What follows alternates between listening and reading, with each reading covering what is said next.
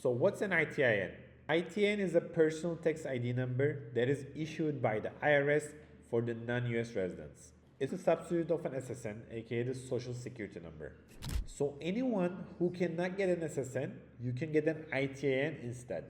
If you're a resident, if you hold a resident visa, if you have a green card, or pretty much if you're a US citizen, you can get an SSN.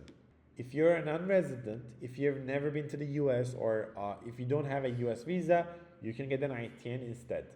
The other question is, do you really need an ITIN, or where exactly you will use your ITIN? To answer this, I just want to count the reasons I know by helping around 3,000 people on the best ITIN provider, ITIN.com. I will count the reasons. You can decide on your own whether you need it or not.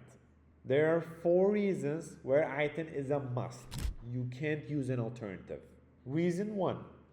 Let's say you will have a business in the US, want to make money online. In order to reach to the platforms that I will count, if you will open a US business account, along with your LLC and EIN, you must, again, I'm repeating this, you must have an ITIN. It's an obligation. EIN alone is not sufficient. These platforms, as if today I'm making this video, goes as PayPal, TikTok, Shopify payments.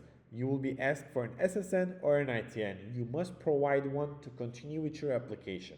On the other hand, while it's not an obligation, if you want to open your Stripe, set your Amazon Seller Central, eBay, Etsy, you can use your ITIN at the part where you provide your personal information, which in most cases will increase the chances of your getting acceptance. Reason number 2 is credit cards and credit score. If you want to build a credit score as a non-US, ITIN is an obligation. When you try to get credit cards like Amex, Discovery, Chase One, these are very good credit cards with the cashbacks, rewards programs, and you will be asked for either social or an ITIN. The reason number 3 is filing federal income taxes as a non-resident. In order to file the form 1040-NR as a non-resident, you must have an ITIN, or you must be applying for an ITIN along with your tax filing.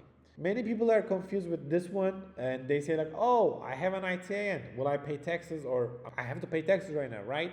Guys, I have a very short video about this topic where I cover like the responsibilities of ITIN, what happens when you have an ITIN. Please go check that in my channel as well. It's 3-4 minutes video. The reason number 4 is 83B filing. If you're a non-resident and you will issue stocks, let's say you go for VC, there's a form that's very important, and a lot of people forgetting this form. As a non-resident, in order to file this 83B filing form, you must have an ITIN. So these are the reasons. Decision is yours. The question is, how can you actually get the ITIN? Well, unfortunately, ITIN is a process that's pretty much you can't do it on your own unless you're ready to ship the original passport to the US. Which I think it's a crazy idea, since it may get lost and IRS takes a long time to do ITINs, or you go to the IRS on your own. It's a process pretty much like you can't get it done on your own, and you need to work with an IRS accepted agent who can authorize the passport copy that you have instead of you shipping the passport. You can simply go to the ITIN.com. We're one of the leading ITIN provider at the moment. We can guarantee the best price, fastest process, and we have actual human live chat reps that can answer you 24/7 from Monday to Friday, and we may be even talking your language. Please let me know in the comments if any of the reasons that applies to you, and which one does apply to you. Do not forget to like and subscribe my video. I hope to see you in my next video.